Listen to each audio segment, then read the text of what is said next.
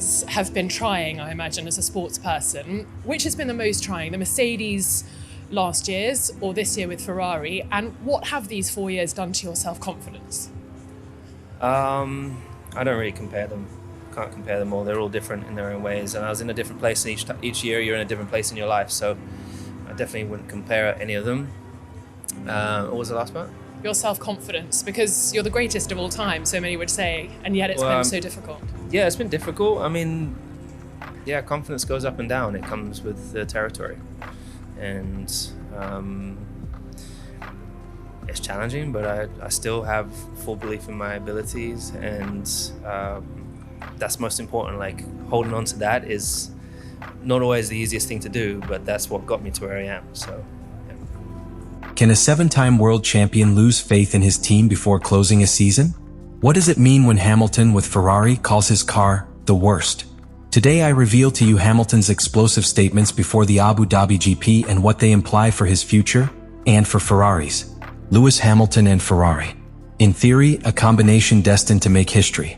Two legends of Formula One, united by a common goal, to return the Scuderia to its lost throne. For months, the expectation was enormous. Every interview, every test, every small gesture in the preseason test was analyzed to the millimeter. For fans, it was the possibility of seeing an established champion close his career at the top, with a project full of history, passion, and symbols. But what was supposed to be a story of redemption quickly turned into a case of chronic disillusionment. From the first Grand Prix, it was clear that the SF25 single-seater was not up to the task.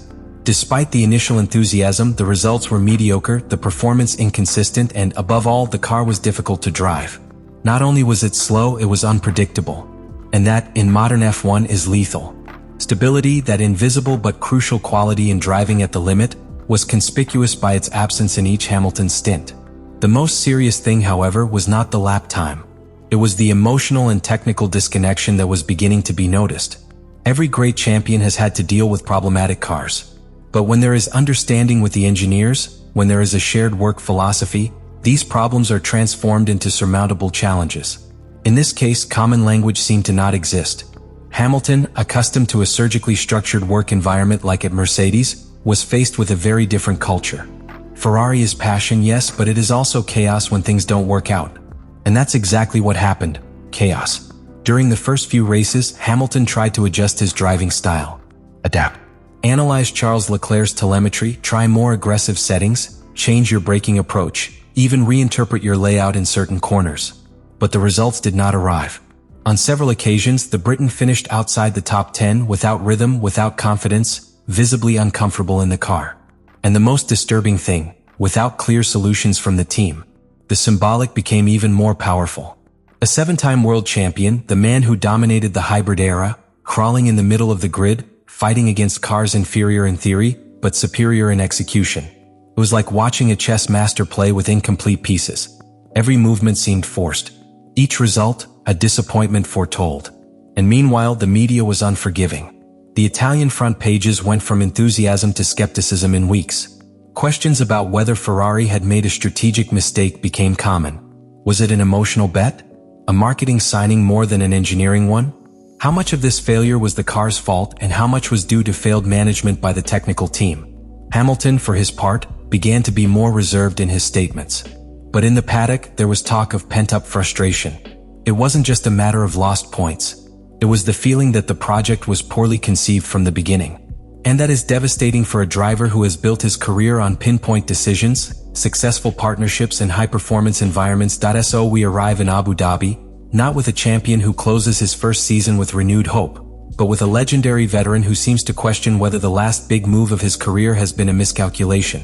What should have been a legendary beginning is one step away from becoming one of the grayest chapters in his career. The irony is evident.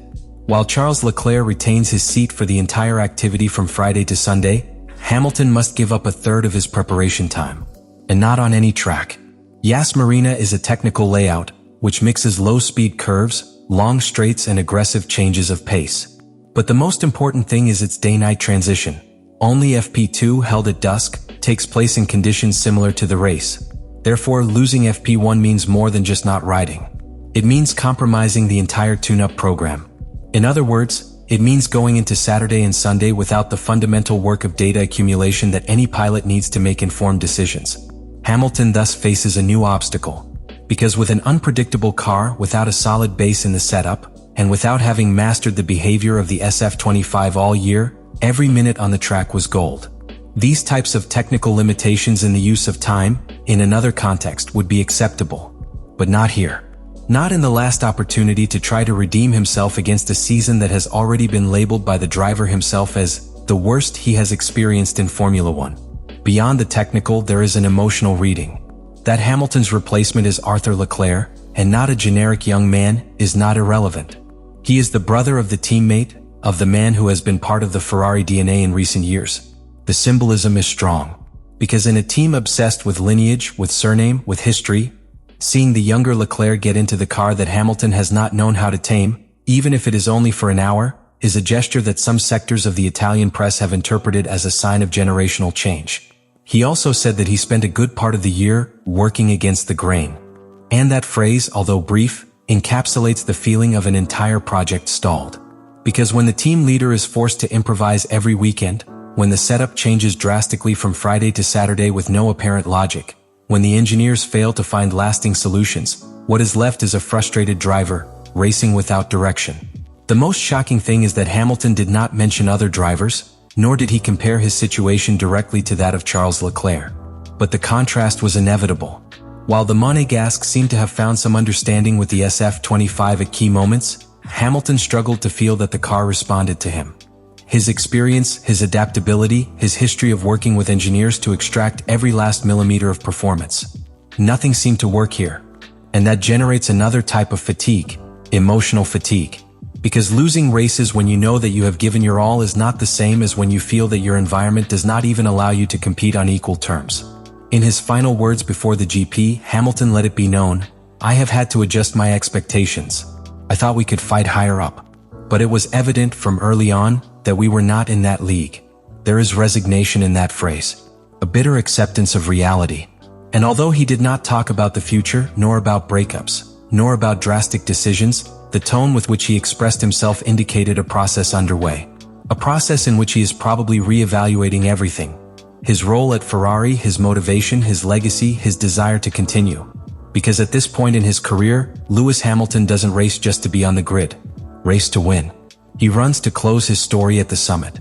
And if he feels that Ferrari cannot offer him that possibility, his words in Abu Dhabi could have been the beginning of the end of this alliance. But perhaps the most alarming thing was not what he said, but how he said it. There was no longer that defiant tone. There was no longer that competitive gleam in his eyes. His body language, his pause between sentences, the almost robotic control with which he chose his words, everything conveyed a single sensation: exhaustion. The 2025 season is almost over. And with it, something deeper than a sporting year also ends. What remains in the air is a question that is beginning to resonate strongly within the paddock, among the media, and especially within Maranello. Does the Hamilton-Ferrari project have a future beyond this initial disaster? Because logic would indicate yes. That it is only a first year of adaptation. That in Formula One processes take time. That not even Michael Schumacher won when he arrived at Ferrari. But this is not a common situation. This is not just any pilot. And this is not a team with unlimited margin. Hamilton's statements in Abu Dhabi and the general dynamics of the year open multiple lines of questioning about 2026. The first and most obvious is technical. Can Ferrari build a radically better car in a single winter? The immediate answer is complex. Because although the regulations will not change significantly by 2026, the level of competition in modern F1 is so high that any real leap requires a profound reorganization. This implies not only redesigning the car, but also reviewing work methodologies, internal hierarchies, and decision flows that, apparently in 2025, have systematically failed. The second question is strategic. Is Ferrari willing to hand over the technical leadership of the project to Hamilton, as Mercedes did in its day? Because if the Scuderia insists on protecting its current structure and does not give operational autonomy to its star driver, it will be very difficult for the relationship to recover. What do you think Hamilton should do? Bet on Ferrari's technical rebound in 2026, or look for another way before it's too late? And how do you see Ferrari handling this scenario? Do they have the human and technical resources to rebuild in time, or are we facing another lost cycle in their long history of ups and downs? Leave me your opinions in the comments what you think about all this.